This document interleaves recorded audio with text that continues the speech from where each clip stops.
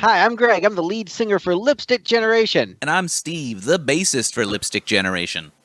And welcome to the Lipstick Panel. Today on the Lipstick Panel, we are interrupting our marathon of the Kiss ranking to annoy all of you people, but to also make sure we keep our tradition of having a Thin Lizzy episode in time for St. Patrick's Day.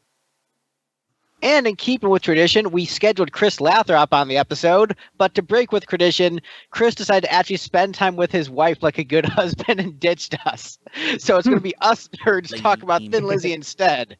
Hey, speaking of nerds, is that Gavin Wallace-Aylesworth on this episode? Oh, hey, it's me. And hey, speaking of people ditching their significant others to hang out with us, Victor Krause, welcome to the show. Hey, you saw her. She walked out. I'm still here. She ditched us. That's a bent knee reference for you, I guess. Oh, yeah, there you go. But yeah, we are talking about the Thin Lizzy album Fighting. On this show, we previously discussed the Thin Lizzy album Jailbreak and the album that came after it, Johnny the Fox. But we're going to go to the album before Jailbreak, get both sides of the coin. Dare I say two sides of the coin. You dare not, because that would be a Kiss reference. Inappropriate for this episode, Greg. But then again, with Jailbreak being an album, that would be three albums, so three sides of a coin. Oh, hey. Meatloaf joke. 2 out of 3 sides of the coin ain't bad. Right. Forget the haters. We win. Forget the haters. We win. We definitely won over 3 sides with Yep. This is the one true Kiss podcast that talks about Thin Lizzy. Hey, speaking of Thin Lizzy, the way that we start our episodes, we go around the panel, talk about our history with the band and the album. We're going to start with Victor today. What is your history with Thin Lizzy and this album? My history with Thin Lizzy is I really liked classic rock in high school, worked at a classic rock radio station a couple of summers, and they often played The Boys Are Back in Town, which is a song that goes off. Sorry, Steve. Goes off as in I turn off the radio when it comes on. Yeah. And then I was last year asked to do the album Johnny the Fox on this podcast. And in listening to that album, it turned out I had also heard the songs Jailbreak and Bad Reputation, and then all of Johnny the Fox. And then it's been 1 year since then. And it's been 1 year since I listened to that. So I've since added Fighting to my repertoire, as well as Cowboy Song, which is really, really, really good. Sorry, Fighting, Cowboy Song absolutely smokes everything on this album. Including the song that sounds like Cowboy Song on this album. Yeah. But this album's good. I liked it a lot. Sounds great, which I listened to Johnny the Fox again recently and cannot say the same for that one. But this album is pretty much, I think, at least good start to finish. Has a lot of really, really high-ranking tracks. Well, it has 10 tracks that rank variously. Oh, see what you did there? So I ranked them. No spoilers from me. No spoilers. Let's move on to Steve, because I think he's going to have the most interesting take on this album, because Steve, despite having done classic rock with me for a number of years, isn't like really a classic rock person. Like, usually wouldn't choose to listen to it on his own volition. Did you say most interesting takes? Because that might have been a typo in my email when I said I won't have interesting things to say. So Thin Lizzy is one of those bands that, like, other than having grown increasingly done with The Boys Are Back in Town as I've gotten older and farther away from the small town that I grew up in, and less likely to go back to town, as it were, they're a band that I've generally regarded well. They've got a lot of pretty good songs, and, back when I used Pandora, they'd have some songs that would pop up occasionally that'd be like, oh, this is good. Oh, I hadn't heard this one before. Oh, I like this one. And they're one of the, I like listening to them. Unfortunately, this week, when I was listening to this particular album for the podcast, there was no moment this entire week when I was like, yeah, I'm kind of in a Thin Lizzy or classic rock kind of mood. So every time I listened to this album, it was a little bit of a slog just because I didn't want to be there at that time, which probably will not reflect well on what I have to say in this episode. Sorry, Greg. I know this is like your favorite band. No, I mean that's the Beatles. But this is also, I think, said, like. my favorite underrated band. Where I will say that the Beatles are not underrated. They're not. Yeah. But for a band that's often considered basically a one-hit wonder in the United States, I would say Thin Lizzy is underrated vastly in that respect. But I get where you're at with it, where sometimes listening to podcasts for the panel can feel like homework if you're not in the mood for it. Right. That's definitely how Oceania was. Well, to be fair, that's just not a very good album. Right. Well, that was the double win. Like, wasn't in the mood for it, and it wasn't good. At least this was good. Some days you're just not in the mood for a bad album, you know? Right. That's not me. Couldn't be me. Always in the mood for a bad album. Sometimes you're just not in the mood for a good album. Gavin, were you in the mood for a good album? What were your thoughts? This was your first Thin Lizzy album, if I'm correct. It is, yeah. They're a band that, I knew the singles, obviously Boys Are Back in Town, or as when I first heard it, The Toys Are Back in Town, because it was used for Toy Story 2. Victor left. Yeah, they were a band that I've always I need to, get into these guys a little deeper because I liked all the hits that I've heard, Dancing in the Moonlight, Jailbreak, stuff like that. And then Greg asked me to do this, and I listened to this album, and I listened to it a lot, and I really, really like it. I think this album's excellent. Thin Lizzy is a very, very good band. Nice. Yeah. So Gavin, would you be interested in listening to more Thin Lizzy due to the strength of this album? That's the question. Oh, hell yeah. And in fact, I kind of started, and by kind of started, I mean I went all the way back to the very, very first album and listened to the first two songs on that and loved them both. And I think The Friendly Ranger at Clontarf Castle, is an amazing song title that I never thought I would read. And B, it's a wonderful, wonderful song. It's really good, as is Honesty is No Excuse. I mean, yeah, those are both great. The Friendly Ranger at Clontarf Castle definitely took some time to grow on me, especially once you experience the rest of the catalog and realize how weird the first two albums are in the context of everything else. Where it's like they just started off with two elders right in a row, and then we're just Kiss for the rest of the catalog. But it's just like two elders right at the start.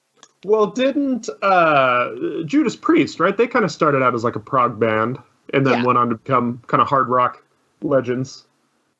Thus is the life cycle for many a band, where you have bands like Kiss where they're right out the gate. They kind of know what they're doing. Maybe the production isn't all the way there, but they kind of they know what they're doing. They have even those if they're not classic good at songs.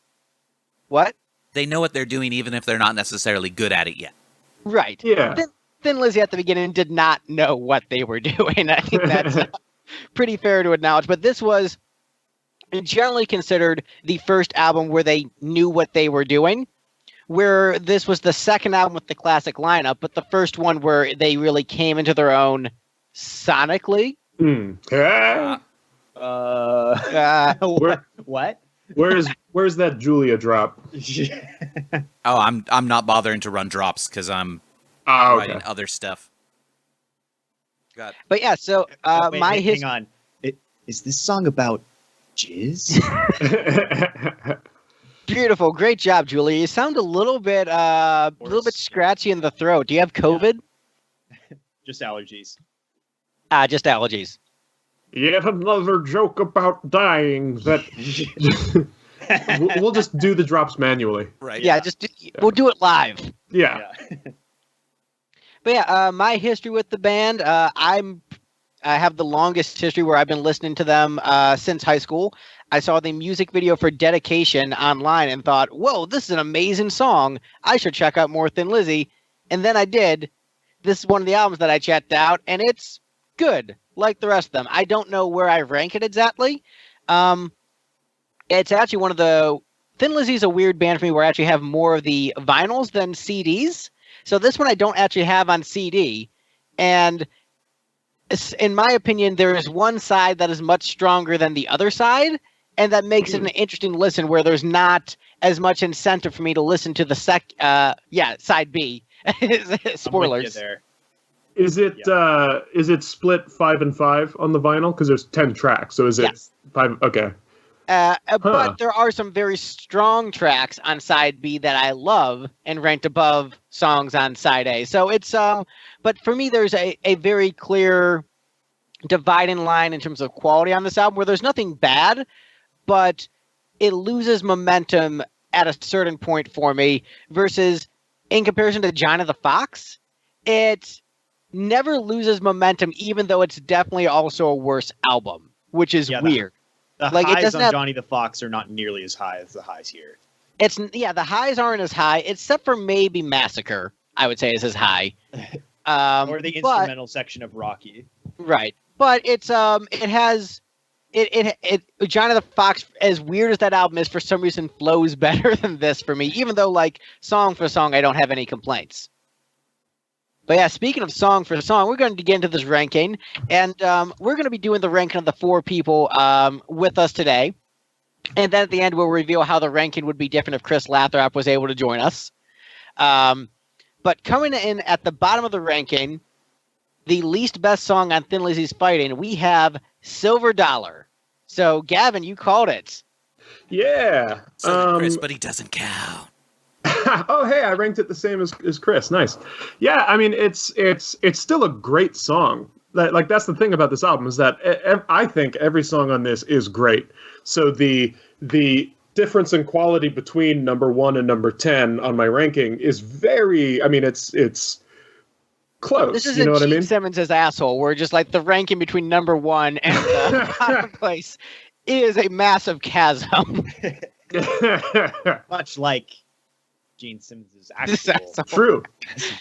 But speaking of Gene Simmons, in this song, there's a line. My roots are in Chicago, but I know where I want to plant my seed. Gene Simmons wishes he could write that line. I commented on that Gene line. Simmons wishes he could be that horny for like song lyrics. You know what I mean? That lyric was pretty gross. That's incredible. That's just such a great. I mean, And this is also not written by Phil. So oh really? Yes, this is most of the songs in the Thin Lizzy catalog are written solely by Phil Lynott. Like he is the guy. But every now and then, the band members will write a song on a piece of paper. He'll put it on the refrigerator, say good job. And this is one of those where this is written by Brian Robertson, which is Chris Lathrop's favorite guitar player of all time. His number 1, his GOAT. Is he the lead guy on? Well, I guess a lot of those leads are kind of. The thing is, Lizzy is really, at least at this point in their career, splitting the leads pretty evenly. It is definitely a dual lead band, which I'm sure you noticed throughout this album. Yeah. And so there's 2 complementary styles where Scott is a little bit more melodic and Robbo is a bit more aggressive. Okay. But they're ultimately very similar players with similar styles, but just like, the difference between Pokemon Red and Blue. Like, it's not that massive of a difference. Like, oh man, they're so different. Like, nah, they're very similar. Nah, one of them you can get hit. Huh? Oh, I was going to say Scott is the one who did the Sweet Marie solo, right? I believe so, yes. Very horny for on the. I mean, Johnny the Fox. Scott's solos are they make me horny. So, Mouthily squeeze mine hedgehog.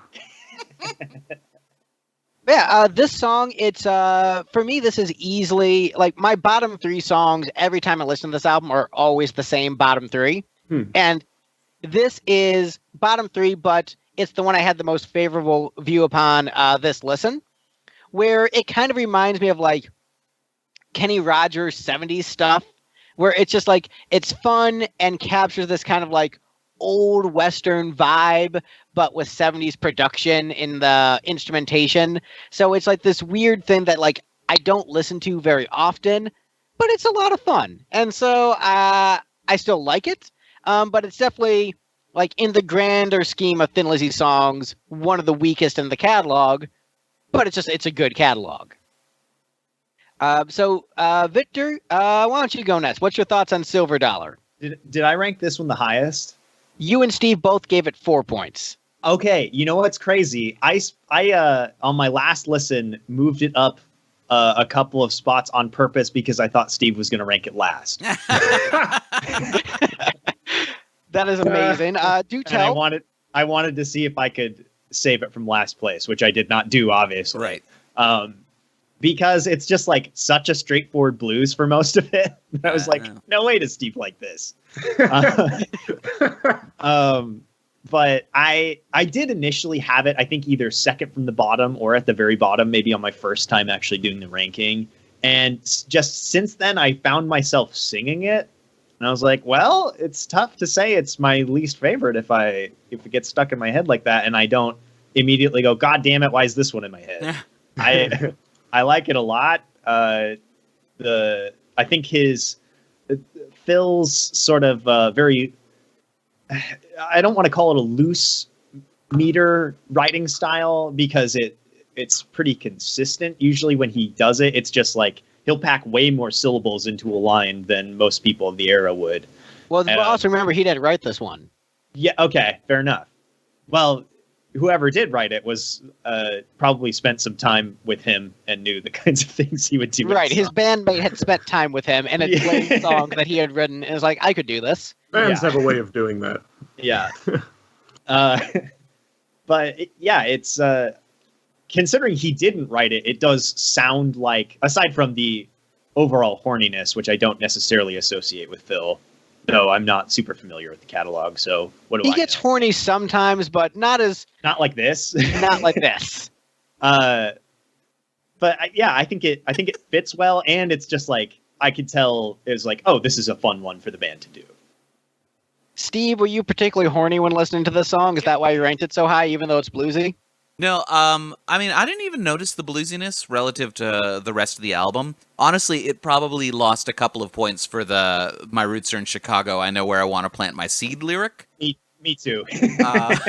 But that's amazing. Like, it's such a great line. Such a horny line. I do really like the "Miss You When You're Gone." I found that amusing. Oh, yeah. But it probably would have ranked a space higher were it not for the seed lyric. Otherwise, it's a pretty middling song. Again, I'm not super excited about anything on this album just because I was in a bad mood all week. Not even a bad mood, just an uninterested in Lizzie mood. See, the thing is, I do my holidays one behind so I can miss the crowds. So I'm getting we're getting geared up for Valentine's Day and gonna go get Italian on St. Patrick's. Oh. Yes, that noted Italian holiday. Right. I mean, Valentine's Day. Yeah, Valentine's Day is the day you go for a fancy Italian dinner, right? Yeah, there you go. I do find it hilarious how Italian food has been associated with being fancy when past is the cheapest shit there is. Yeah, you should go for a nice Irish stew. But yeah, anyway, ask me about Thin Lizzy around Cinco de Mayo. And you'll be like, oh man, I'm just really in the mood to listen to Thunder and Lightning. Right. Just want to listen to Emerald and drink a green beer. Well, fair enough. And I understand how just different music just doesn't work for you at every stage of your life. And it's like you're just sometimes not in the mood for it. I get that. But thanks for showing up for the podcast anyway, buddy. Yeah. Somebody's got to engineer this thing. That's right. Well, you guys ready to move on to the next one on the ranking? Yep. Hell yeah. All right, so next up in the list is the song that I voted last place. We've got Spirit Slips Away next on the list. Oh, yeah. I ranked this one, I think I ranked this highest, right? Yes, you gave this 7 points. Yeah, I gave this one 7 points. Just barely out of my top 3. Probably could have been even higher if it had kept on sounding like that intro the entire time. Like this one kicks in and you're like, oh shoot, did I accidentally put on a Rush album? All right, I'm here for that. But then it, after the vocals come in, it turns into a pretty regular Thin Lizzy song. And I'm like, oh, that was a good setup. I'm a little disappointed. So I'm yeah. actually the exact opposite of you, where I don't care for the intro as much, and then once the song starts, I remember like, oh wait, this is actually good. Lyrically, it's actually one of the strongest pieces on the album because it's about like the sweet, sweet embrace of death.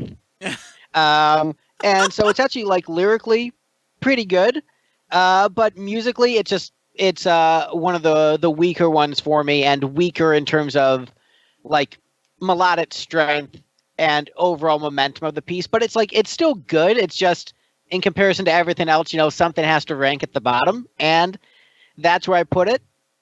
Truthfully, I might actually like this better than the song I ranked just above it, but I gave that song bonus points for reasons I'll get to when we get to it. But yeah, it's still a cool tune. Gavin, you ranked it next highest after Steve. What's your thoughts on Spirit Slips Away? I mean, that intro is fucking gold. Like, that intro is incredible. I like the rest of it. I mean, I put this at my number 5, so it's right in the middle. The guitar solo is very good, and that weird sustained sound over the guitar solo that sounds like a backwards guitar and a synth at the same time. It's strange and kind of off-putting, but it in an interesting way. That kind of makes you go, ooh, what are they doing here? Yeah, Hey, and little fun sound, fact, what are you doing here? production-wise, this was produced by Phil Lynott because they were not happy with the sound of the last album, and Phil was like, man, fuck it, I'll get it. And he got it. He got it. Yeah. Sounded good. So, Victor, this is slow and boring and sleepy. How come you don't love this? I wanted to love it so much. Was the intro too rocking? Was that the problem? Yeah. No, I think I'm agreeing with a lot of things that I've heard so far, even though everyone's been like, no, you're wrong. The intro's good and the verse is bad. I think I'm team intro's bad versus not that good. But I love the production and sound design of the song. Like, it had like the sustained note over the guitar solos is super cool, adds a lot of atmosphere. And every time they do sort of a break in between the sections, there's that really high pitched ringing thing that comes in that is just, I don't know what it is. I assume it's like a sample of guitar feedback or something. That it just adds a little bit of atmosphere that I think fits the subject matter of the song really well. You just really love your songs about death to feel like you have tinnitus. Yeah. I think the problem with this song is that it's too sleepy for Victor. Like, he wants to go to sleep. He doesn't want to go to the big sleep. Like, he doesn't want to die. He just wants a nap. Just the little death for me. I guess Right. that's silver dollar. That's a different thing. Isn't that fear? Yeah. Nice Dune the reference, other thing Gavin. is, it's like, Thank you. the lyrics, especially in the first verse, are a little like, oh boy, saw that coming from a mile away, which I guess I don't necessarily mind, as I am a Kiss fan now, but it's like the lyrics on the rest of the album are generally so good. It's kind of a bummer for you to rhyme away with nothing you can do, nothing you can say.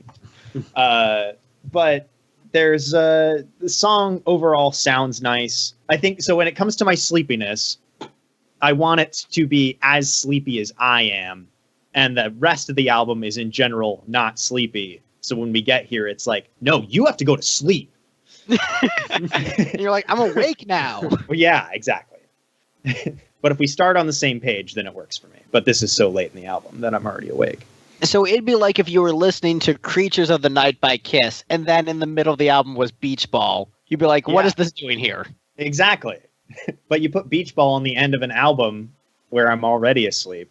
Where, as I said in the episode, I literally took a nap instantly after I heard Reveal for the first time, and it was amazing. I mean, hey, I fell asleep while listening to Carnival of Souls, and then I love that album. So sleepy albums are great, man. But yeah, sound design A+ on this song.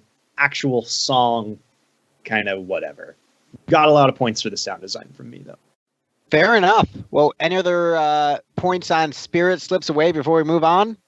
Yet another song about death. Oh, 'tis a mighty puddle of puke. I like that your wizard little people more dear reader Schwarzenegger Greg than- just turned real Texan. Yet another song about death. Confusing It's some, been a- frightening most. There's a reason those voice acting gigs didn't land. Heyo. Mainly that I don't have the equipment for it. Anyway, next up on the list, we've got King's Vengeance, 1 point above Spirit Slips Away. Oh, come on. I did not put this in my bottom three. This is on the the momentum of the album hasn't died by the time we get to King's Vengeance, in my opinion. But Victor, you ranked it the highest. Do you want to go first as to why you're so upset with this? I can, yeah. This is the one that sounds like you too. It's awesome. Straight up, the opening couple of lines does not sound like Phil to me. It just sounds like Bono. Down and out in the city. It's just like such a line too. It's like so perfect.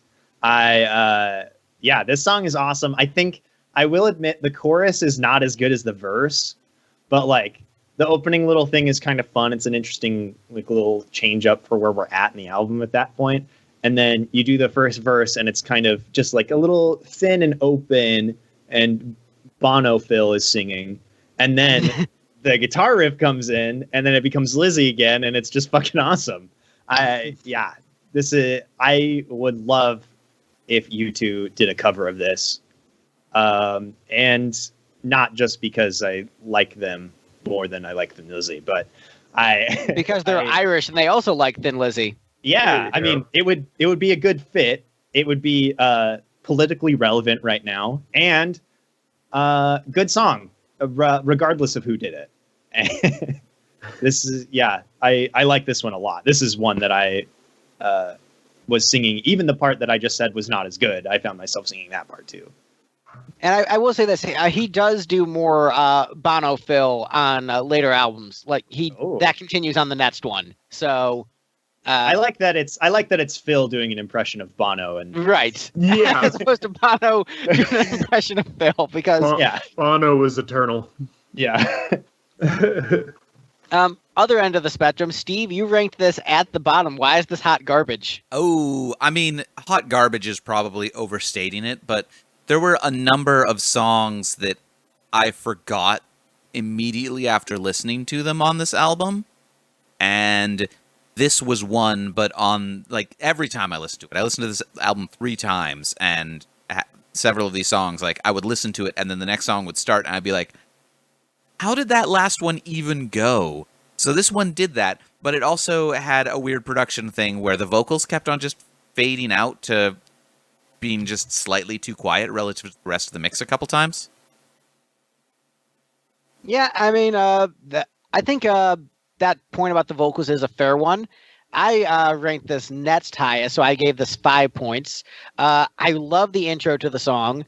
I do love Bono Phil. He sounds great with his vocal delivery. I think the chorus is really awesome because it's a little bit harder rocking than the rest of the song. And so it's, gives you that, that big, rocking classic rock chorus, but it has the momentum going throughout the piece. Lyrically, I think it's very cool.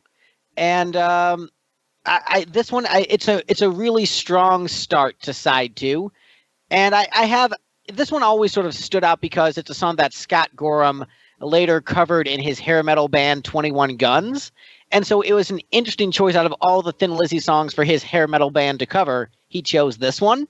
Wow. So it's always stood out in that sense, like, oh yeah, that's the one that 21 Guns covered for some inexplicable reason. But it's a great song. I love it. Gavin, you gave it 4 points, so 1 spot below me. What's your thoughts on this one? Yeah, it's It's another good one. I mean, that chorus I think is great. I love the lyrics in the chorus. Of course, I'm blanking on them right now. Spring But she comes and spring she teases. yes, yes. And then there's the whole thing about autumn leaves us. It's clever. It's clever. And there's a moment in that kind of guitar solo. Someone shouts, "Oh my God," twice in this really strange way. Oh, that's Phil. That's Phil? Yeah. Like, did he see a big spider or something? maybe he did. They just There's left a big it. spider in the studio, and he just booth. didn't want. Maybe this He just song didn't want to stop the tape. is Phil, I mean, there's Phil also- and Ott's voice acting demo real. Yeah. He's like testing out his 3 voices: Phil and Bono and scared dude who saw a spider in the booth. Yeah. I mean, but it does still kind of fit with the narrative of just like, oh yeah, this king is butchering and murdering people. Oh my God, that's horrifying. Well, wait, is that what the song's about? I think so. The king will have his vengeance, especially on the poor. Yeah. But They say that we are all equals, and me, I'm not so sure. No. That's some. No, isn't it? Some say we're equal, but a million miles away, or something.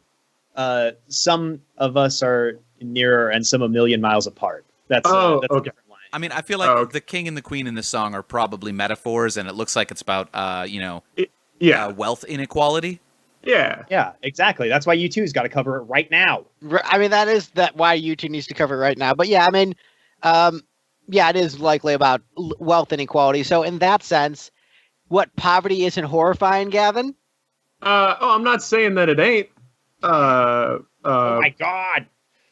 Oh my God. If I learned anything from watching Downton Abbey, it's that the Irish are like all communists. So, maybe this is just about overthrowing capitalism. I mean, Phil is a known socialist, which is, once again, surprising why... Like, Steve, this should check off all the boxes, like minority musician, foreigner, socialist. Bono, Bono, but black, so he's cooler. I mean, I had one more thing about this song, which is that line I stated, the king will have his vengeance, especially on the poor. The first time he sings it, he ends it with, "But me, I'm not so sure," but in a different key. Yeah.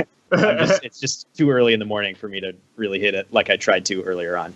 And then the second time he does it, or like towards the end of the song, he goes, "Me, I'm not so sure," and hits the high note, and it's just great. I mean, that is great. So, he does have a hell of a voice. Yeah. He's like sort of the way that Jimi Hendrix sing talks, except he can sing too.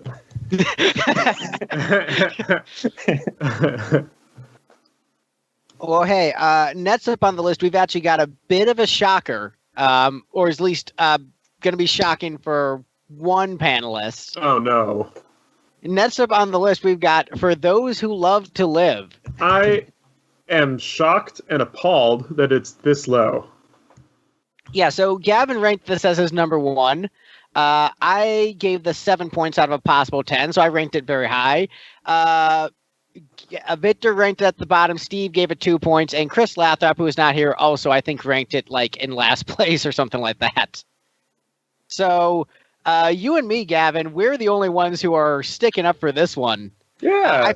I want to hear you go first, and I feel like this song, especially the drumming, guitar work, all of it, so good. But I'll let you go first. Yeah, no, this the song is incredible. It's it both rocks. It's that it seems like Phil has a really kind of almost sensitive side to his whole thing. The chorus is amazing. It's a great rock song. Yeah, and you I think this is one of the songs that really helps, like, if this is your first Lizzy album, this is going to help give you a good impression of what you're in for with this catalog, where it rocks, but you also sense the sensitive side. Yeah. And you're like, wait, that rhythm section is really fucking killer. Oh man, these vocals like are sensitive and seductive, but still rock. And also, these harmony guitars are really fucking good. And that's like, that is what Thin Lizzy is. So and it's got the phrase "smooching in the stall" in it, right? Which is any song that can have that string of words and like still be great. Come on, what's better than that? Yeah, I mean, this is one of the ones where like it's a really great, like, because Rosalie, which we'll get to later, is in many ways like the single, and maybe doesn't help define what the band is. But if you're like a new, going on your Lizzy journey, this is one of those songs that like really defines like what this band is all about in multiple ways. And it is just a killer, well-written song, well-performed. I think maybe the best drum performance on the entire album. It is phenomenal. On this track. Yeah. So I'm a big fan. I'm right here with you, where it's not my favorite on the album, but I freaking love it. Victor, why is this garbage? Well, as Gavin actually said earlier in the album, in the podcast, like, I don't think any of these songs are bad. I just I don't love the when they get into the verse, something about the way the guitar sounds really put me off the first time, and it's either something with the mixing or something with the tone of the guitar that was just really off-putting to me. I think the song is overall pretty good, and the instrumental section at the end is pretty incredible. I think they do cooler stuff later in the album in that same vein, but this one is really good, and I understand why it's track 2. I just I don't know if I never like actually looked up the lyrics, and I could hear them, but I never was able to connect them all together in a way that made the central theme of the song make any sense to me. But yeah, I don't like the way the verses sound in this song at all. But a lot of the other work is really great.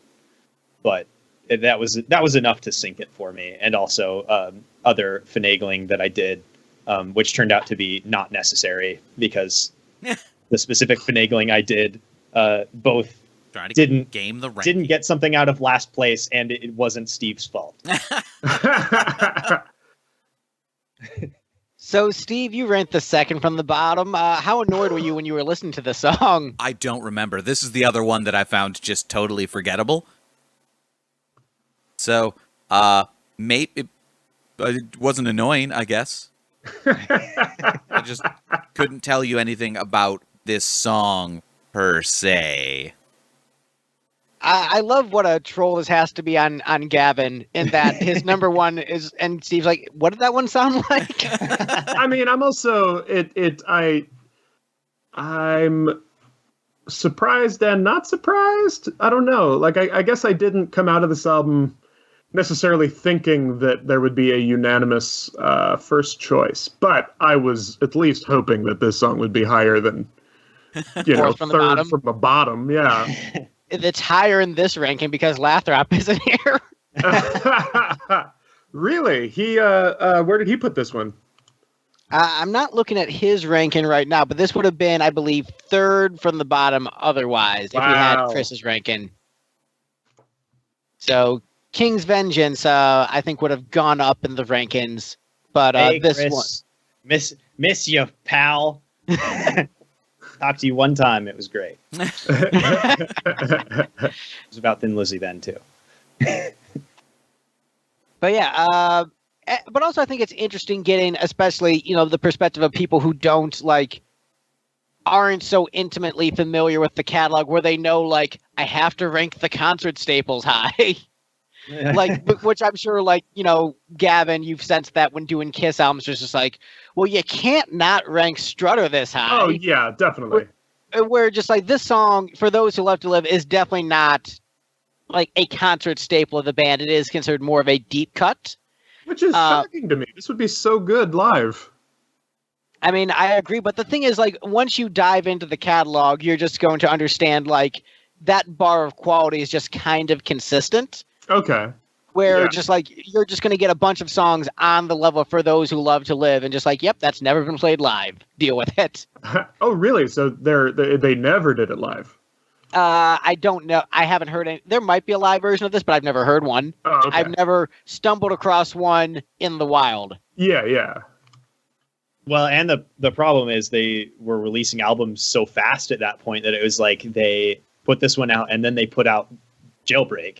They put Not out that 2 long the following year. So, Oh wow. Okay. So it's like they didn't even have time. Yeah.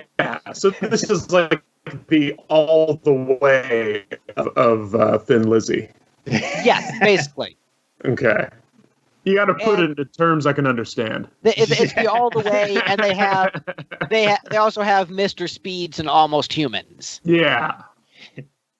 So that's so where this, some of the best songs they've ever done that they inexplicably never played live. yes. Although they, to Liz's credit, they actually do a pretty good job of like diversifying. Well, when they were still really active, they did a good job of diversifying and mixing it up in the set. So maybe this is a question for when we get further along in the album. But I'm wondering what from this album is the concert staple or staples. Oh, yeah. Well, speaking of the concert staples, so next up on the list isn't a song that I necessarily hear them play live often, but is generally very fondly remembered as one of their best songs. But this panel ranked it right in the middle. We've got Wild One next on the list. Oh, okay. Sad. Yeah. So this is a song that's on Greatest Hits albums. Really? And there is a girl I know who goes by the nickname Wild One and has a Phil Lynott tattoo on her leg.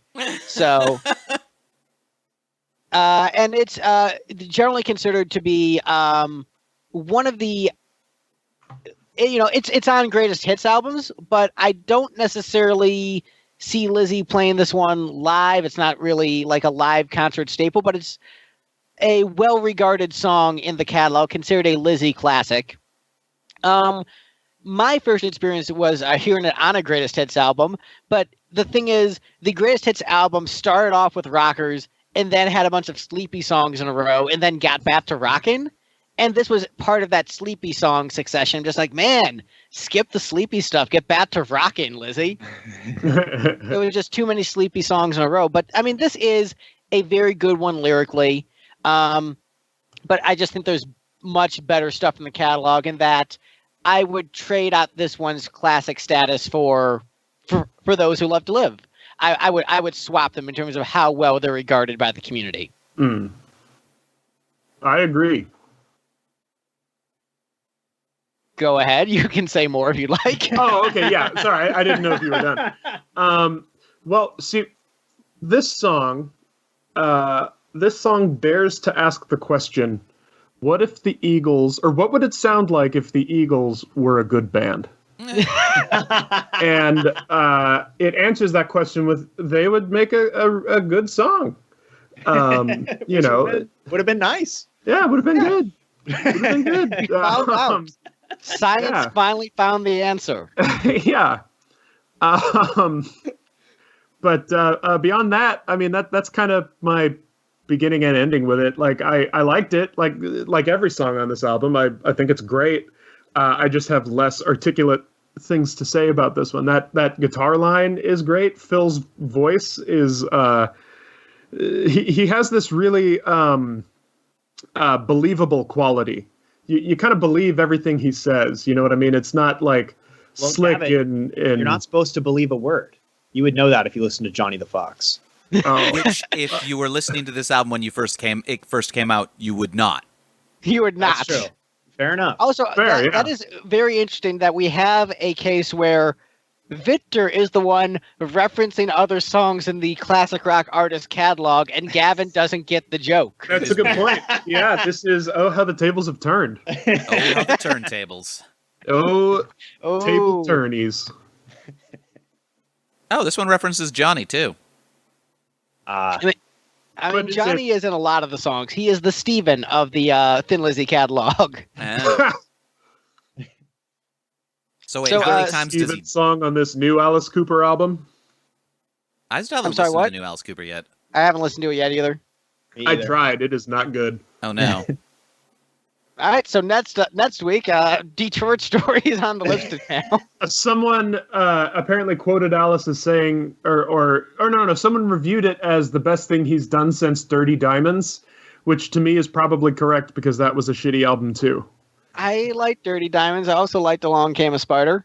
Oh wait, Wait, wasn't Buddy. Along Came a Spider before Dirty Diamonds? That was no, after. that was Yeah. after. I will admit I did not listen to Paranormal because I did judge a book by its cover, and I'm just like, man, Welcome to My Nightmare was underwhelming, and that Oh. cover just looks kind of lame, and so I never listened to Paranormal. I heard it once. The first couple of tunes were pretty good, I thought, and the drummer for U2 is the drummer for it, Larry Mullen Jr. Larry Mullen nice. Senior's son. Yeah, Larry Mullen Sr.'s son. Yeah.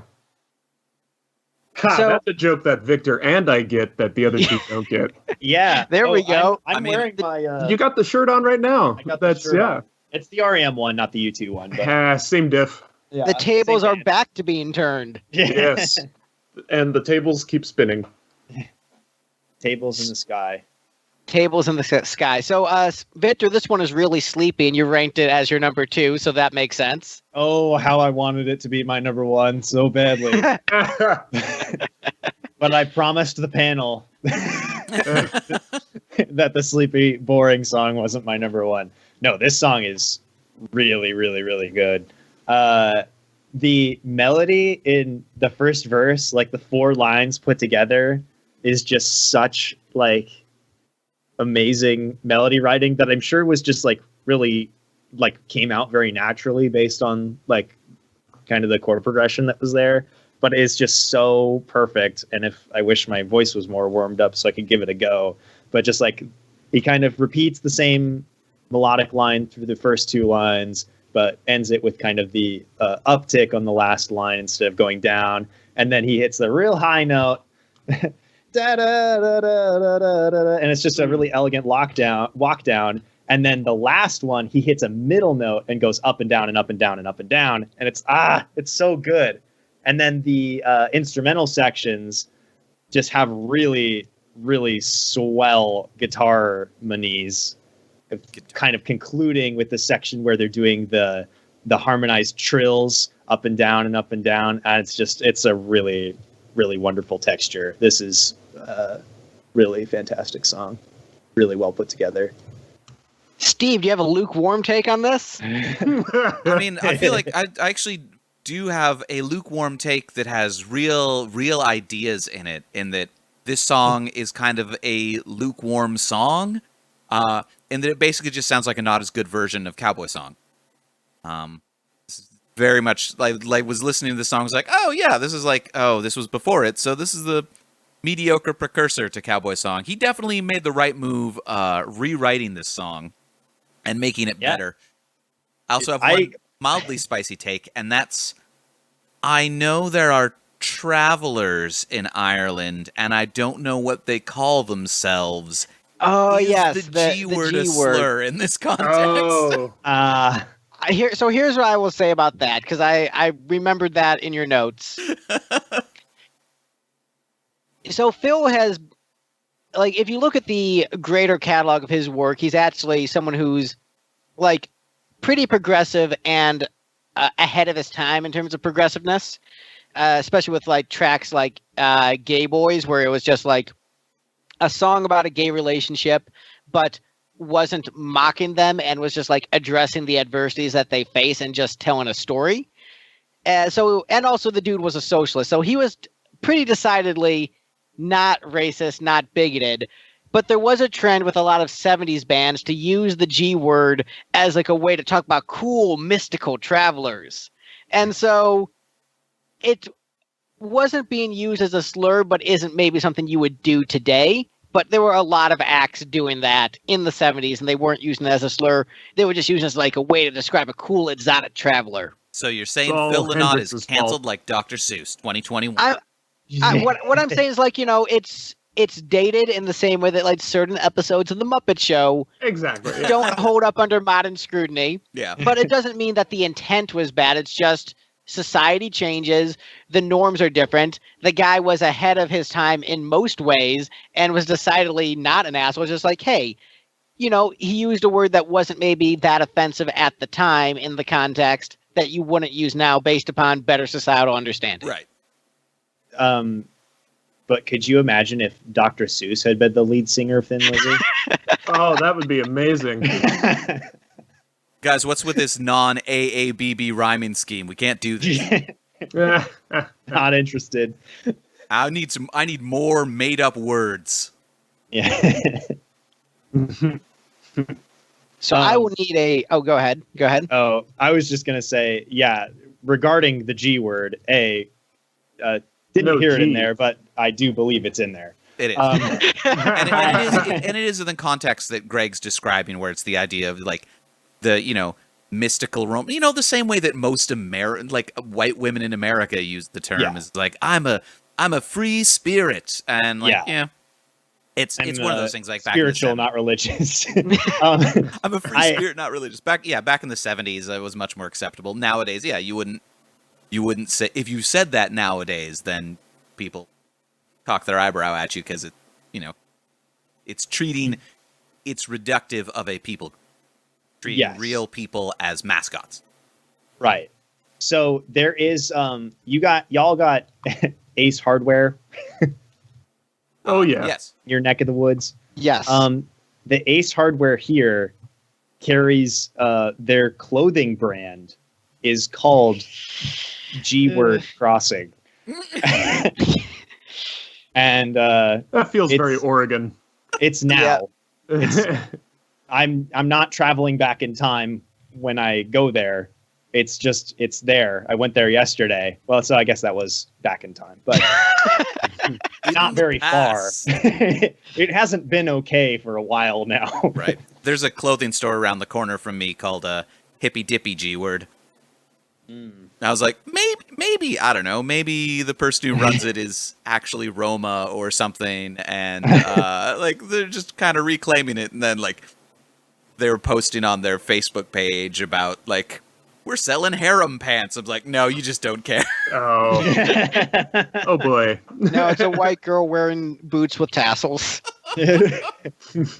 Steve is one of those guys who like, man, why would I want to play the original Super Mario Brothers when Super Mario Odyssey is out? Oh, or right? Sunshine. Super Mario Sunshine. It is. You know what? They are all out. They did re-release some of the old ones, so how does that strike you, motherfucker? When Donkey Kong is available. You know what, Steve? I will kick you off this call so fast. So here's the thing: that Donkey Kong Country trilogy. I wasn't talking about Donkey Kong Country. Oh, you're talking about OG Donkey Kong? Right. We were talking about Mario, Greg. Well, I mean, then you mentioned Donkey Kong, which is also a rival platformer series. Which is a Mario game. Mario and Donkey Kong are friends, okay? Yeah, they race. Yeah. They also smash each other. Yeah. Right. Not that way. That's you don't know that. That's possible. Nintendo After Dark. And they're both Smash. I'm sure that fan art exists. I doubt it. So speaking of Donkey Kong, next up on the list, we've got Ballad of a Hard Man next up. No, that's Mega Man, Greg. Wrong franchise entirely. Oh yes. Can I just say, Mega Man 2 is one of the most frustrating video games I've ever fucking played. I've never had fun playing Mega Man. They're just way too fucking hard for me. I have fun, but holy shit, is that an unfair game? I don't think I've ever actually played a Mega Man game. I had the first 8 Mega Man games, and all of them were just like, this is too hard. I'm not good. I want something easier. And then I still tried. But Steve, your commentary of this song actually just being about Hard Man from Mega Man, I wish Chris L. was here for this so much so he could hear that commentary, because this is what he considers to be his personal theme song of life. Oh, yeah? Like, if he were a wrestler, this would be the song he comes out to. I mean, so much of the song sounds like it's about Hard Man, the Mega Man boss. The lyric about, I will defeat ya, no rocker gonna get a thing from him and blow me away. Yeah, no Rockman. Yeah, no Rockman. Oh, yeah, there you go. I rank Yeah, this number 2 mostly because I love chiptunes. Yeah, so if they do a chiptune like 8-bit cover of this for a Mega Man boss in a retro style remake, you will love it. Honestly, I just want Horse the Band to cover it. That would be amazing. That's all I want to hear now. Yeah, so you gave this 9 points, second place for you. I have the reverse of that. I put it second from the bottom. What? So the thing about this song is that the rhythm of the vocal delivery is a little bit awkward, and melodically it's one of the weaker songs in the catalog, where like it has a really killer riff, Yeah. and then but like that's kind of really it. That's all and it then it needs. just I mean, it's a killer riff, and the lyrics are actually very cool, but the melody of the lyrics are not particularly strong for my taste. It is interesting hearing that like sort of like AM radio effect that you heard in every song in like the early 2000s, Yeah. and it's has that exact same effect, but like on this 70s song, which are like obviously it's intentionally trying to sound like older music, but the fact that like it has that exact same production technique of which wasn't really common in the era is makes this a fascinating listen, and it is a bitchin' riff, and it's still a good song, but truthfully I enjoyed listening to Silver Dollar more this time around. So. And honestly, Spirit Slips Away is probably a better song, but I felt bad about voting Chris's favorite in last place, so it got a bonus point from me. Did anyone not game this ranking this week? Me. This is that's my honest ranking. Yeah, so Gavin, you gave this 8 points, so next highest after Steve and Chris. What are your thoughts on this one? I mean, it's a bitchin' riff. It's in 5, which is fun. It's probably one of the hardest rockin' classic rock songs in 5/4 that I can think of. I don't know. And I love the lyrics. I love the vocal delivery. How the fuck you play that and sing that at the same time? Yeah, I don't know. And I don't know if this is one that they would do live. I hope it is. It isn't. It isn't. God Yeah, damn. this is another deep cut for the band. Like, Really? Yeah, this is a relatively obscure song. So obscure that when they uploaded it to streaming services, they didn't even get the title rights. Yeah. Because they call it Ballad of the Hard Man on streaming services, but it's actually called Ballad of a Hard Man. It's actually pronounced Ballad of A. Hardman. And it's about he's like an injury lawyer, Arthur Hardman. Yeah. Yeah, you need a Hardman in your corner. He's very famous for that legendary Supreme Court case, Hardman v. Rockman. Yeah. There's a great album title. But it's almost kind of a, I don't know. I think the vocal delivery is really cool. It's that kind of, it's just it's another thing that Phil does that makes him sound like a complete badass who would beat the shit out of you, and you also believe it. Like he's the most believable man in rock and roll. And I agree with that take. And the thing is, the delivery isn't the problem. It's more just like the rhythm, because and maybe it's just me, needing everything to be in 4/4 because I'm a caveman. Because I'm a caveman. But it almost feels like he's like off time, even though I know he isn't. And so maybe that's why I don't get locked into it the same. But I definitely will acknowledge it's good.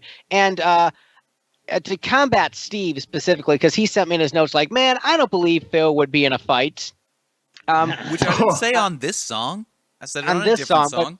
On a different song, but when you said you just don't believe Phil as being a fighter because he's too sensitive, like Thin Lizzy was famous for getting in fist fights, and the link I sent everyone in the group chat is Phil performing on top of the pops with a black eye. I watched that. Yeah, that was badass. To be fair, it's not that I'm saying I don't really buy that Phil Lynott wouldn't get in fights. I mean, I do actually, thinking of Phil Lynott the person, I suspect he probably would get into fights. It's that I don't buy him as he portrays himself in his music getting into fights. I mean, Like, he talks about tough characters a lot, but like when he sings about himself, he always casts himself mostly as the romantic. And so when he tries to cast himself as the, you know, the badass who gets into fights, I'm just like, oh, that's cute. right, you know, even though he does it IRL and we know it and we have like the photographic evidence, the fact one of his guitar players had to miss a tour because he broke his hand in a bar fight. Like, that's just what this band was. But you know, when he sings about it, doesn't seem right. I know. Incongruous with what he's singing about the rest of the time. It's almost like human beings are just like, duality doesn't exist, Steve. Everyone is just one thing. The monanity of man. I contain monitudes. It contains singlitudes. Singletoods. So, Victor, you put this right in the middle. What are your thoughts on this one?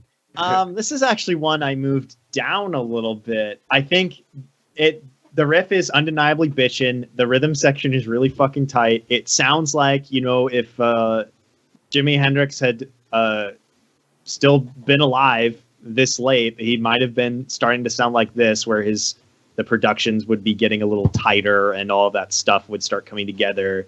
Like, he might have started sounding like this and getting more experimental in that way, instead of, you know, like adding the, you know what I mean? It's like it's got the attitude to it, and it has like really just killer riffs from stem to stern. But I think did they use stems back then? Impossible to know. No way to tell. Yeah. I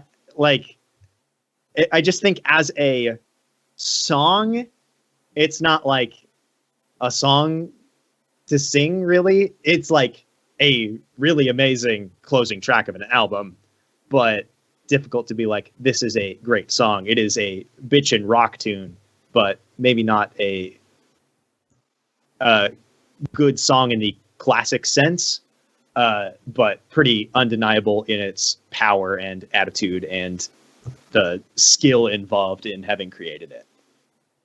It's a song that there's a term that is often used on Pot of Thunder to describe music like this. Most often the music of Rose Tattoo, that I will not use right now because we would be talking about a black man, and that expression would feel inappropriate. Which Gavin knows what expression I'm referring to. Why am I blanking on what it is? Something maleness. It definitely has that energy. Oh, no, I agree that it has that energy. But I'm not going to use that to describe a song performed and fronted by a black man, because that just seems inappropriate. Well, he's biracial, right? He is biracial, so I guess it's only inappropriate to half of his heritage. And I am as well, so I can say it. This album is chock full of that jungle maleness.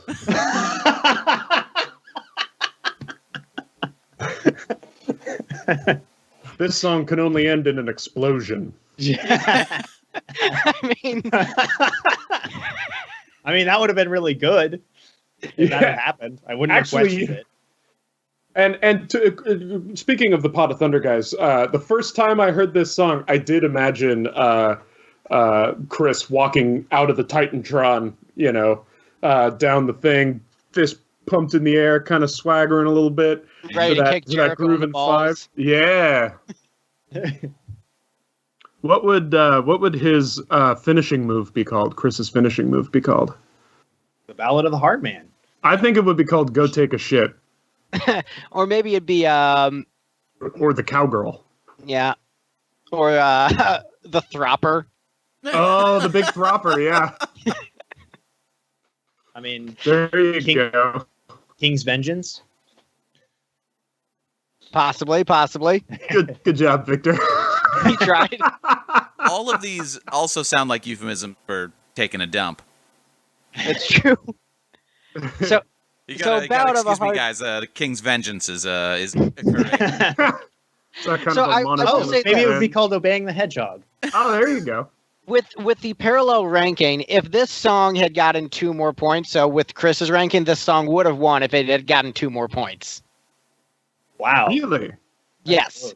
But that's how different the ranking is when we eliminate one person's votes. Take that, America. It turns out when you eliminate 20% of the electorate, you get different results. And that's how Republicans keep winning. Who'd have thought, Governor Abbott of Texas? So, any other thoughts on Ballad of a Hard Man before we move on? I love that the accent where it feels like the groove restarts is actually on 2, but the whole thing is in 5. It's a very strange song in the way that it works, but it's so good. Yeah, I think I just might need to get out of my cavemanness and just acknowledge that, like, oh, this is maybe the best, like, one of the hardest prog songs ever Well, of the era. If you see, consider the thing about odd time signatures is that you got to ease your way into them, right? So you're used to music in 4/4. Let's just And add Rush. another. Well, yeah, okay, yeah. So there you go. You start. I just need to imagine Starting Geddy Lee sevenfold. singing Ballad of a Hard Man. Oh. Oh. Ooh. Yeah, then it would be really believable. Right. I say give it to Tom Waits. Let's see what Tom Waits would have done with this. The trick with Geddy Lee being believable about getting into fights is you assume that he's just getting into fights with a laser gun. Yeah. When Geddy Lee's talking about getting into fights is like, playing really hard at Street Fighter 1 in the arcade. All you gotta do is push a button. To be fair, the only concert that I've been to where I've seen a fist fight in the audience was Rush on the Snakes and Arrows tour. So the weird thing is, like, I think, like, prog fans got bullied so much in high school, and so those, like, classic rock fans of those prog bands are just often jaded, bitter adults who are unpleasant. Like, one of the most rude crowds I've ever experienced at a concert was a Styx crowd. Like, everyone was just really mean and bitter. And like, oh, you got made fun of in high school for listening to Styx. Well, maybe it's because they weren't doing the entirety of Kilroy at that show, that everyone was just angry. Yeah, that's probably it. Yeah. If only. If only. Well, speaking of believable, this is a point I often raise on an artist who I've come around on a little bit in recent years, but in my classic rock listening days, I was always bugged when I was completely bugging. We just watched Clueless.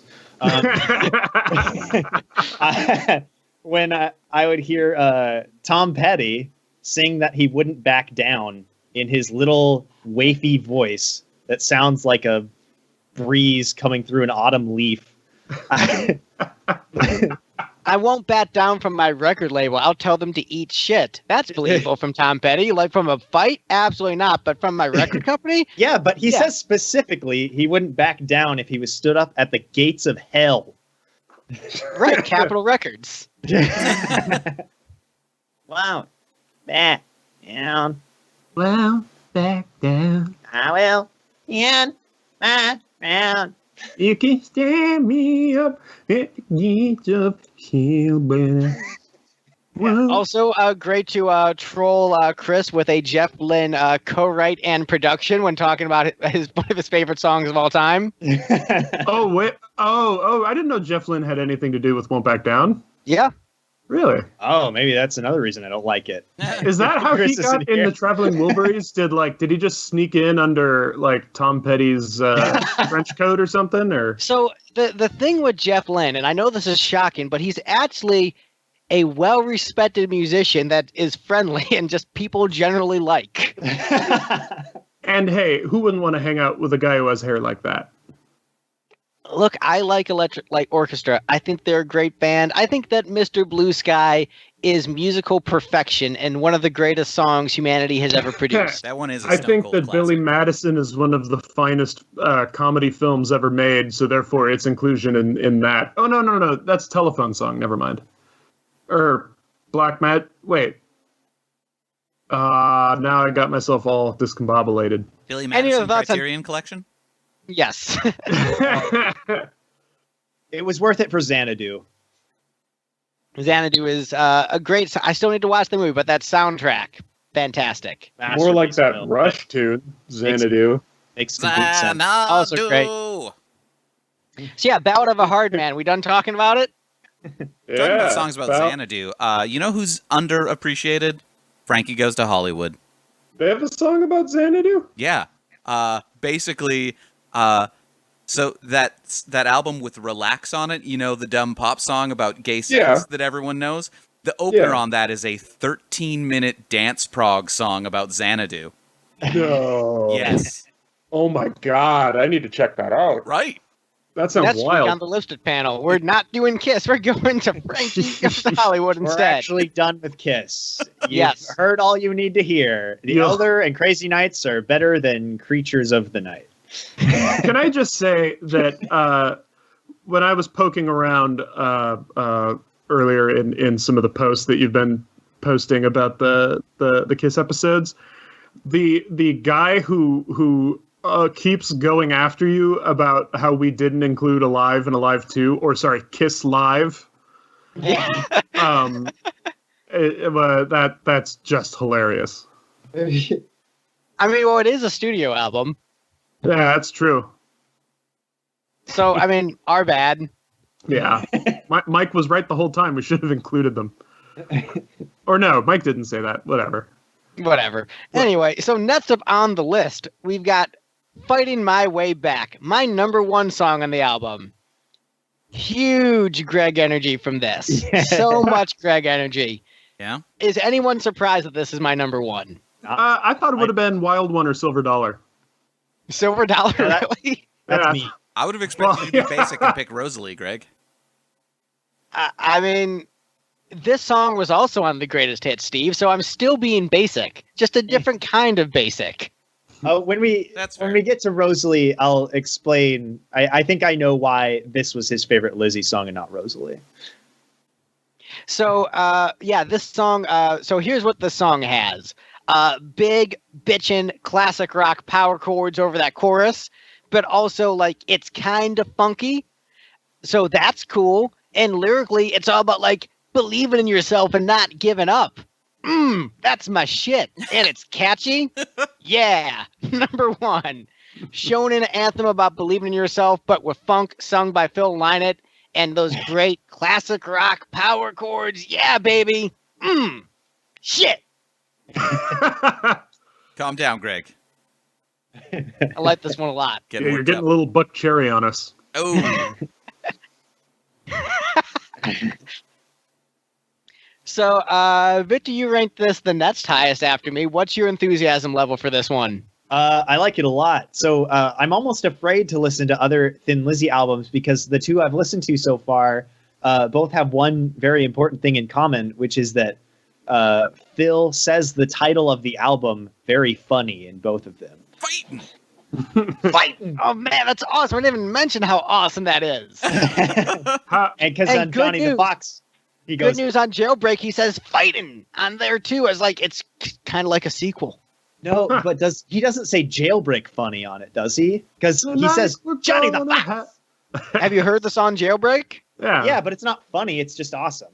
Yeah, Well, that you- sort of sings You've it. only heard the radio edit, like the album cut. There's that part where he goes, "Tonight we're gonna have a jailbreak." Oh, jailbreak. A Yeah, it's like the jailbreak. Monster Mash remix. Tonight, Just goes going real to have a Transylvanian jailbreak. vampire with it. Yeah. Yeah. I want to break your jail.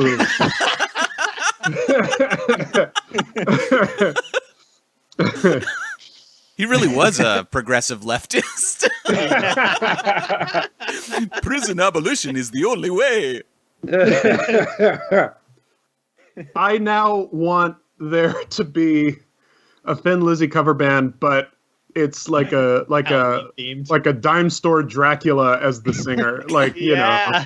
Like Dred But Zeppelin or it's Max my Sabbath way kind of thing. back.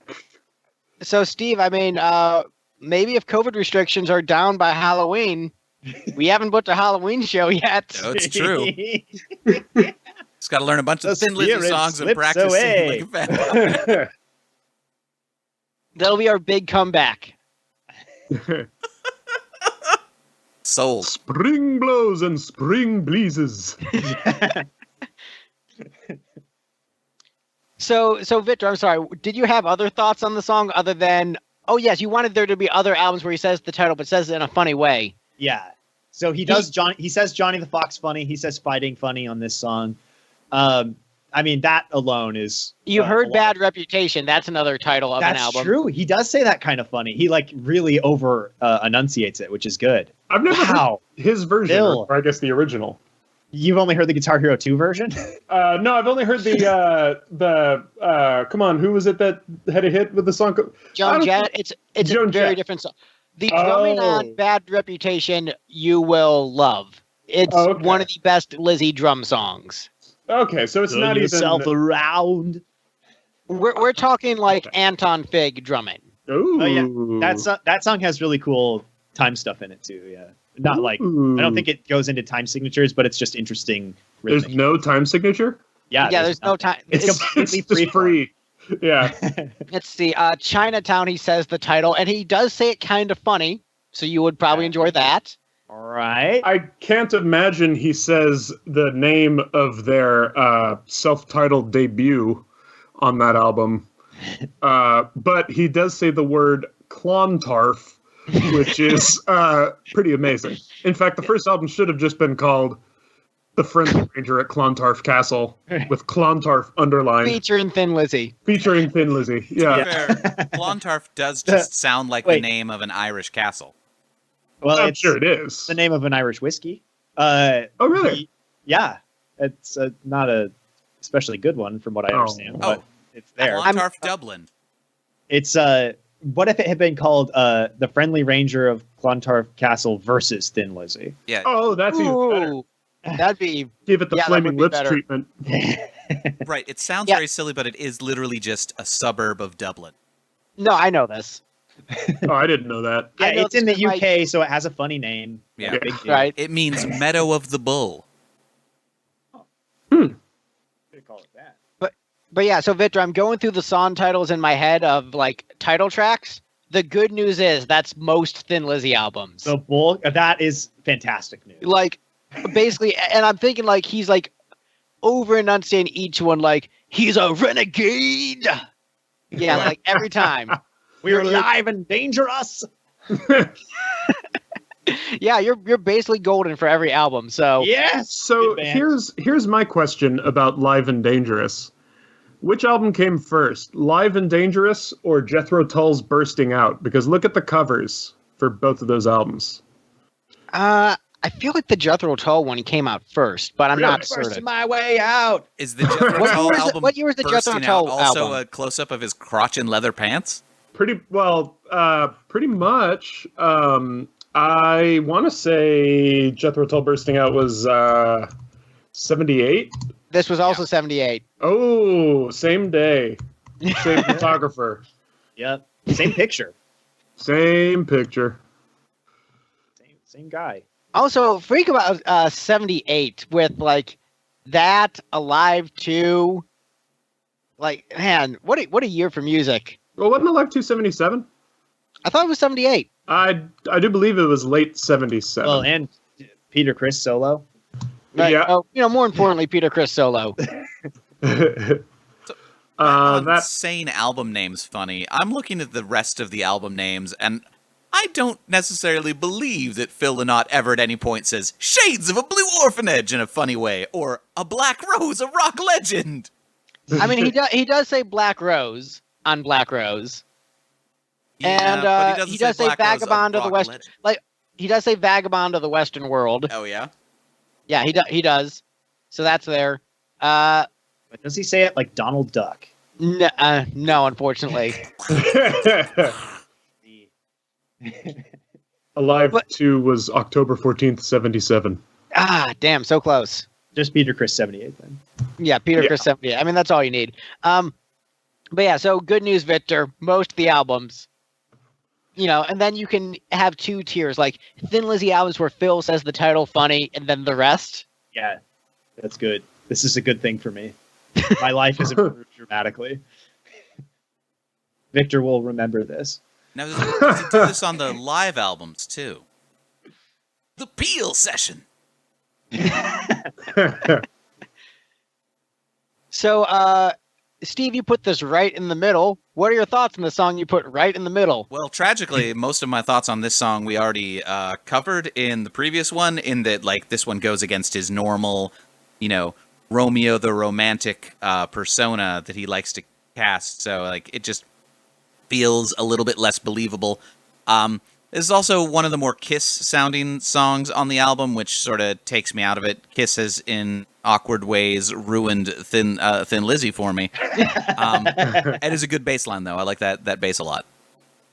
So you're saying that 70s hard rock bands kind of sounded similar because of similar guitar tones and production techniques? I mean, yeah, it's distinctly possible. Fair enough. I mean, they had so many different guitars. They could have made it sound different. Yeah, and I'm really glad that there was coming from the guy who listened to alt rock and talking about sonic diversity. Right? Sonic? Sonic. So, Gavin, you put this third from the bottom, even though this song has that big Greg energy. And also, I will say, Steve, as far as the fighting thing goes, he's fighting against adversity, not a particular person. He's fighting his way back up the ladder. Oh, okay. Fighting. No, this song's great. I mean, he's also fighting his record label. Oh, sorry. Go ahead. Oh no, I was just gonna say, yeah, the song's great. Just kind of like everything on this album is. In retrospect, I do think I rated this one a little lower than it should have been. Maybe if I was to redo the ranking today, maybe Spirit Slips Away would be a little bit lower, and Fighting My Way Back would be a little bit higher. You're also getting the read my body effect because my enthusiasm is just probably rubbing off on you. Fair. Much of the way where, like, if you listen to Read My Body with Andy Jones, you're just going to love that song. You're gonna dance. Right.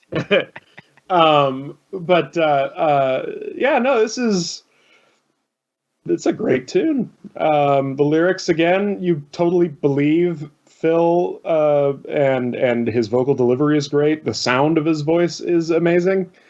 He's good. All right. Well, any other comments on Fighting My Way Back before we move on?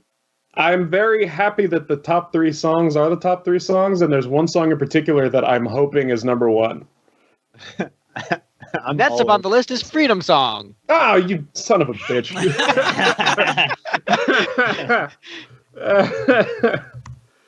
So this song, I gave 8 points. Steve gave 8 points. Gavin gave 9 points. Victor gave this one 2 points. Victor, why are you so racist? I am bad. Gotta admit. Why do you hate Bad freedom? person. Why song, do you hate freedom and why do you like lynchings? Do I have to say it? Oh dear. No, this is a good song. Like that's the thing is this album, as everyone except for Steve has been saying, this album's really good. This one, for me, lost points in my last listen because it kind of just sounds like regular Thin Lizzy. And regular Thin Lizzy is pretty good, but they do things better in many other songs, in my opinion.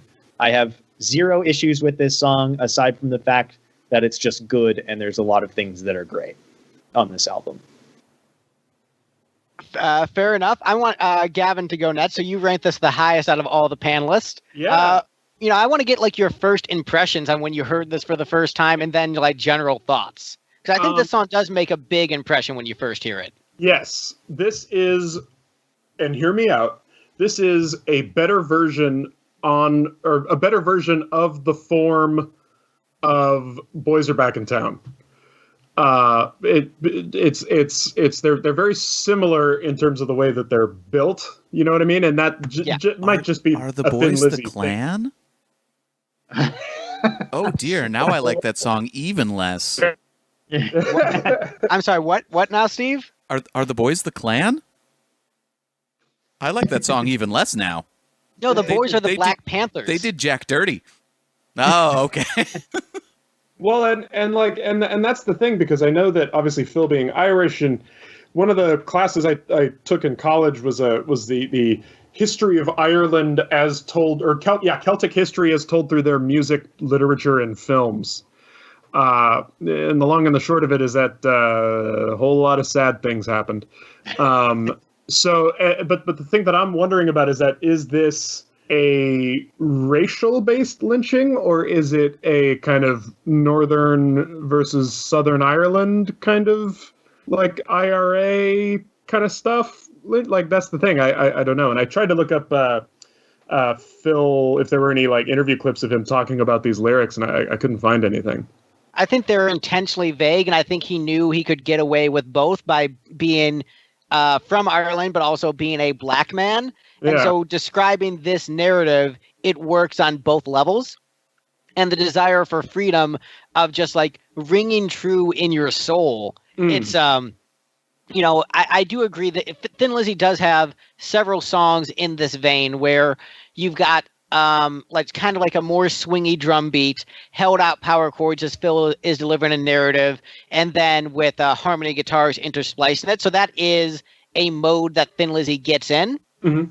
And lyrically, I think this is much better than The Boys Are Back in Town. Oh, yeah. Melodically, I do think The Boys Are Back in Town is a stronger piece. But I think this is an example of just how many like goodies are within this catalog of songs. Where just like it's a treasure trove full of songs like these. Like there's just so many tracks like Freedom Song in this catalog where you're just like, oh man, I found another one. And I think this is a fine composition. Holds up just as well today as it does in the 70s. And even Steve ranked it high, so he must think it's at least okay. I think it's pretty okay. Honestly, my only complaint about this song is it probably it needs to be 20 BPM faster and be done by a 90s all rock band. Right? If only it had that Steve Albini drum sound. Actually, no. Drum sound is my only real complaint with this one. Really? I thought it's a compelling story. It's just the way he's on the hi-hat throughout the entire song and the way it cuts through the mix. It just kind of got on my nerves by the end of the song. I think they had the hi-hat tone pretty similar throughout the album, but this song is the one where it really stuck out to me, and I didn't much care for it. But otherwise, like if this would have probably been my my second song if it had just been mixed a little bit different. Good song. Fair enough. So, any other comments on Freedom Song before we move on to the number 2 song in the ranking? It's a very good song. Yeah, it's a good song on a great album. So, some good stuff's going to be my number 9. It doesn't help that I'm racist. Well, next up on the list, we've got Victor's number 1 song. Rosalie is next on the list. Victor, take it away. All right, so this is a Kiss song.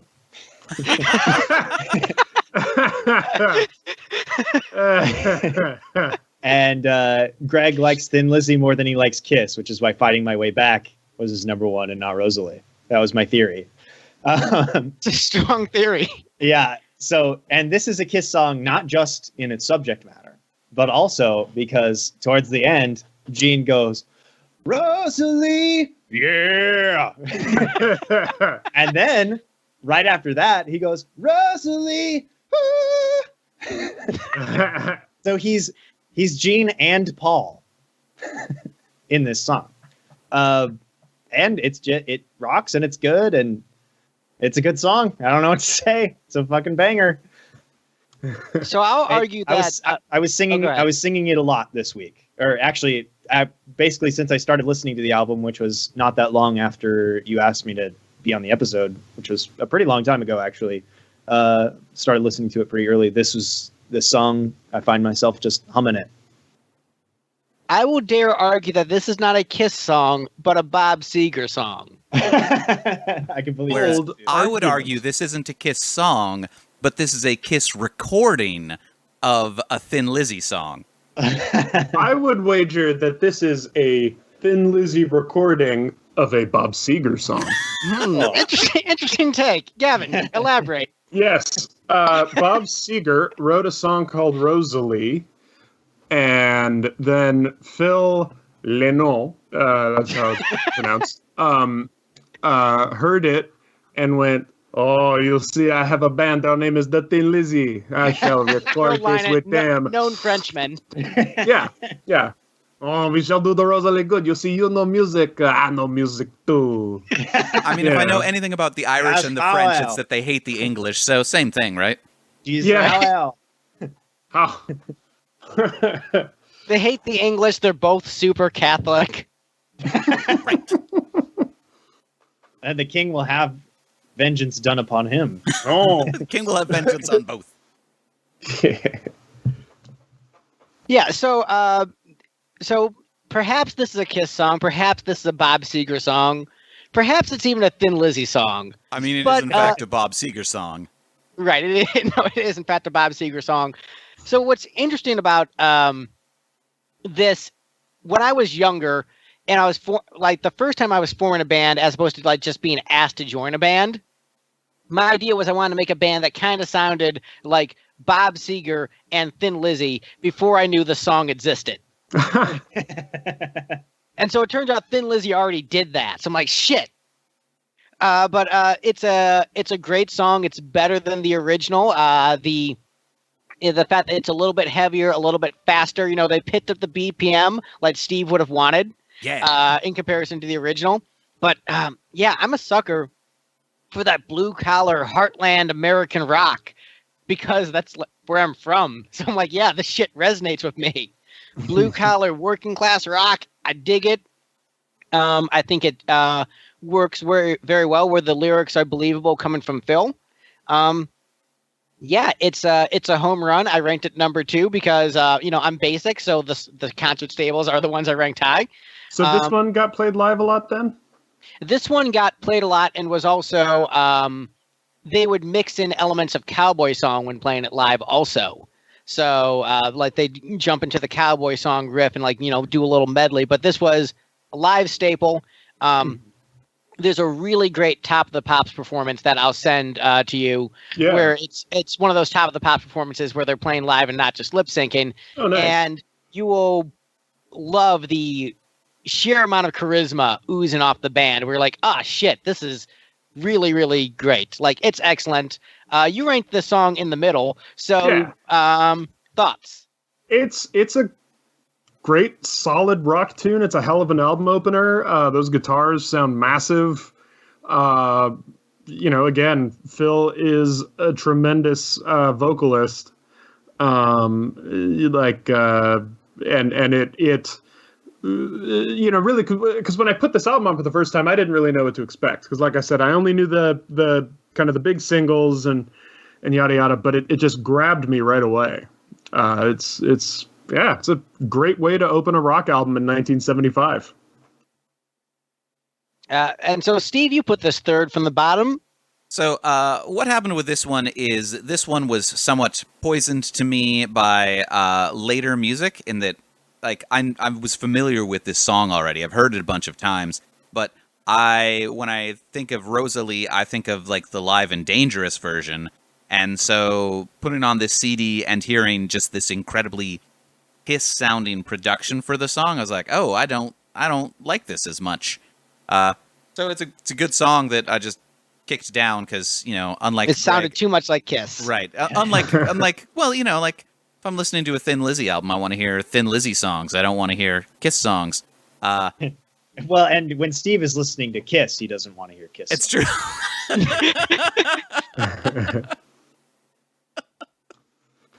But I probably could have ranked it slightly higher than I did, but by the time I was just ordering things, I was sort of throwing things together. It's a good song, not my favorite version of the song, and, I'm not Greg. I don't pretend that I rank these things based on songwriting, but I try to rank them based on the gestalt experience of listening to the song as recorded on that album in the context of that album. And here it is less optimal than it should be. I will say I am enjoying this weird role reversal for Gavin, where he is hearing a number of people reference the live album as like, oh, it's so much better than the live album, where this version is so lackluster. It's like, oh, so this is what it feels like when Victor was on those Kiss episodes. A fair point. Yeah. So I'm endlessly amused by that. Victor, do you want to have the last word on Rosalie? Any other comments? Good song. Also haven't heard the live version. Well, hey kids, we're at the number 1 song on this ranking. Let's go through the list from the bottom to the top. Silver Dollar, Spirit Slips Away, King's Vengeance, For Those Who Love to Live, ranked too low. Yeah. Wild One, Ballad of a Hard Man, Fighting My Way Back, Freedom Song, Rosalie, but the best song on Thin Lizzy's Fighting, according to this panel of experts and me. Drum roll, crash. Suicide. Yay! So Steve, you're right. You I called it. the person least enthusiastic about doing this episode called the ranking. So congratulations. This is one of those cream rises to the middle songs based on everyone else's rankings that everyone else was like, you know, in the better half of the album, but no higher than that. Whereas I was like, yes, this is the best song. Like, I like this one. It's got some really nice edge and grit to it, and you know, Phil Lynott sort of shines with storytelling in his songs, and this is one of those story songs that is what he's good at. So yeah, I like this one. Ironic because this one very much has a blues structure in a number of ways. In that it's like, oh, we're gonna play a riff, and then the singer is gonna say some stuff. Like it's very bluesy. I mean, it's only the 12-bar part of things that I hate about the blues. Got it. But yeah, I think this is another Lizzy staple. This was actually a song that the band performed and even recorded when they were still a power trio, and so this is a re-record on a later album. So much as She was a Wicked Lester song that then gained new life, Suicide was like an obscure B-side that they recorded as a power trio, but Phil remembered how great of a song that was, and they brought it back here, and this is the definitive studio version of the track. I mean, but it's a live staple. I would say this is the She of the album in a number of ways, where it's a concert staple, loved by the fans. Eventually got moved out of the set list as new stuff came along, but like in the early days of the band of their prime, this was often played, and bitch and riff and great lyrics. Gavin, what are your thoughts on this one? Yeah, I mean, I can't be mad at this for being number 1. I had this at number 4. It's a great tune. There's a part in the middle that I think Alice Cooper kind of stole for. It's kind of similar to what Alice ended up putting on in "Wish You Were Here" on "Goes to Hell." Yeah. So that was kind of fun when I kind of went, oh hey, it's like that Alice Cooper tune. It's this. I'd love to hear some live versions of this. I bet that would get pretty heavy live. And Victor, what are your thoughts on this one? Number 1. Yeah. You're number 4 also. Yeah. Hey. Oh no, I think it's my number 5. 5. Yeah, sorry. This is a good song. It's interesting because it proves that irony poisoning existed before Twitter. It was a suicide. Doesn't that make you want to smile a while? Doesn't that make you want to boogie? Yeah, he does Gene's Cookie Monster voice a lot on this one too, which is also really good. I've got to send you a song of the ultimate example of Gene's Cookie Monster voice as not done by Gene. This one, this is the one actually that I was thinking of when I said on For Those Who Love to Live that had good instrumental work, but they do cooler stuff later. It's literally the next track. Instrumental stuff here just absolutely blows For Those Who Love to Live out of the water. And they're having fun with the panning knob, which I can never hate that. I guess Yeah, I'm a little surprised this ended up being number 1, but I guess, I mean, it's difficult to not like it just because it goes so hard. So, And yeah, to tie this back to Pot of Thunder even more, the song I'm sending you guys is a Stars song, because I know Gavin actually listens to Pot of Thunder. I do. Yeah, you're gonna. I'm a few so weeks behind, unfortunately, but I do. Yeah, you're gonna hear so much Gene Simmons energy in that song I just posted in the group chat. You're gonna be Nice. like, you're gonna actually just think it is Gene. Which was actually the goal. They were making fun of Gene. It was specifically really? Yes. Oh, I'm excited Nice. to hear that. I'm excited to hear this then, yeah. Yeah, but hey, we made it through the ranking. Let's look at that parallel ranking to see how things would have changed with Chris's votes. Mm. So pulling that up now. Yes. So Silver Dollar still would have ranked at the bottom with and Suicide still would have won, but it changes a little bit in the middle. So with Chris, we've got Silver Dollar, Spirits slips away. Then For Those Who Love to Live is bumped down because he only gave it 3 points. Then King's Vengeance. Then Freedom Song, which he only gave 2 points because Chris L, known racist. Then Wild One, which he gave 9 points. So obviously he got the feels from that one. Fighting my way back. Ballad of a Hard Man. So Ballad of a Hard Man rockets up to 3rd place with his ranking. Then Rosalie, and then Suicide. So still same top 2. Suicide still wins. He also gave it 6 points, so it's still like in the middle for him. But look, concert staples are the ones that the fans all agree, like, yeah, I'm fine with this one in the set. There you go. But yeah, so wrap up thoughts on the album. Let's go with Steve first, who has all the interesting commentary. Yeah, I'm just full of interesting takes. I mean, this album's all right. It's fine. Seems thin. It is a Thin Lizzy album full of Thin Lizzy songs. Very few of which like really stuck out to me. Honestly, if I'm gonna listen to Thin Lizzy, I'll probably jump to some of the songs from the later albums that I like better, or like a greatest hits or Live and Dangerous or something. All right, what a take. Yeah. Victor, it's your turn. Bring What's it into your wrap up thoughts on this? This is a really good album. Definitely one I'm pleased to now have sort of in my consciousness that I can throw on when I'm feeling classic Rocky. But classic Rocky, I guess, would be on Johnny the Fox. But yeah, if you ever just need a 38-minute classic rock sesh, this is a really good option. And especially because it has a lot of Thin Lizzy songs, but also has a U2 song and a Kiss song on it. So.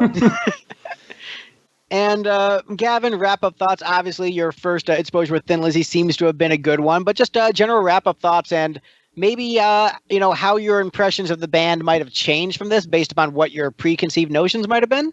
Yeah, I kind of didn't know what to expect, honestly, but I came out loving this album. I look forward to checking out other stuff. I'm probably going to listen to Johnny Fox later today.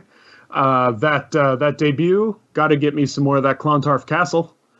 But yeah, no, this is definitely a band that I will be digging deeper into. It's one of those things where you take a band where you're where when they have a hit song as played as like Boys Are Back in Town is, and then used in soundtracks and commercials and eventually memes and it can be very easy to never go deeper than that. You know what I mean? Kiss, they're that rock and roll all night band. Exactly. That Torpedo Girl band. Yeah. Right. But I'm glad that I've now heard a full album, and I'm going to listen to more. And much like Kiss, you can debate the different merits of the different eras. Like, no, this guitar player was truly the best fit for the band, and I liked what he brought. There's a lot of parallels and similarities to Kiss with Thin Lizzy. Their And lineups without Phil are the best ones, I think. Ooh. Steve is wrong. Black Star Riders. Woo! Steve is wrong. But you know what? Mike Walsh would agree with him because Mike Walsh, also known racist. But yeah, I'm glad to have introduced you to the band with this album. This is generally considered by a lot of fans a good place to start, and then the band. Most people agree like this is. In general classic rock circles, this is the first one where they found their mojo, and then they got even better after this one. So this would be, in terms of comparing it to Kiss, this is maybe their Dress to Kill. In terms of Kiss, it's sort of their Siamese dream. Yes, it's their Siamese dream. And then Renegade is their Adore. Siamese. Okay. Which is And the then piece Thunder and scarier? Lightning is their Creatures of the Night. And the first album, that's Gish. So it's very good, and It's very good, but Greg thinks it's not as good as it could be. though Gish doesn't have a word as good as Clontarf. It has Tristessa. It does That's a have good point. Tristessa. It does have Tristessa, yeah. And also the word Ow. Gish. Well, that's our show, ladies and gentlemen. Excellent guests. Where can we find you? Gavin. Hey, it's me. I'm on the internet in a band called Bentley, and hopefully on stages again soon, and hopefully in your area soon. BentleyMusic.com, Bentley Music on Twitter and Instagram. Or I have a Patreon, patreon.com/GavinWA. I also Twitch stream sometimes. Twitch, GavinWA42 on there. All sorts of things. You can find me. He plays you know Dooms. me. I play Doom. I was streaming the new Doom game on Friday. That was a good time. Did some Rocket League. I have a PS4 now. Oh, I think I've only ever actually seen you stream Doom. oh yeah. Well, yeah, because I used to stream the OG Doom before I got the upgrade in equipment. Got that sweet, sweet PS4 action. I'll get one of those someday. They're coming down in price now that the 5 is out. I mean, know, that was what I I'm was looking waiting forward for. to myself. Yeah. That's basically what my plan has always been, just like be a generation behind, wait for it to be cheap. Because like, man, like $500. Yeah. I especially wouldn't have it after I bought a PS4. Hey, speaking of Victor, where can people find you? I'm online. I'm at the VictasticK on Twitter.com, and I'm also under the name James Gameboy on most music making, listening to services, and also Bandcamp and Spotify, and Patreon is the one I'm in. James Gameboy on there. I just did a music video for my song that everyone I know at least has told me they like. But I know a lot of good actors. So that's I think I'm gonna release it as a single. I think Julia might even be upstairs right now working on the single art, which is cool as well. Very nice. Yeah, so look for Moth GF around. And Steve, where can people find us on the internet? Because they found this podcast and somehow can't find our band. Right, they can find us at lipstickgeneration.com and on Lipstick Generation on streaming services and various social network platforms. That's our episode. Cool Bye, Rock and Roll on Internet. Twitter. Bye.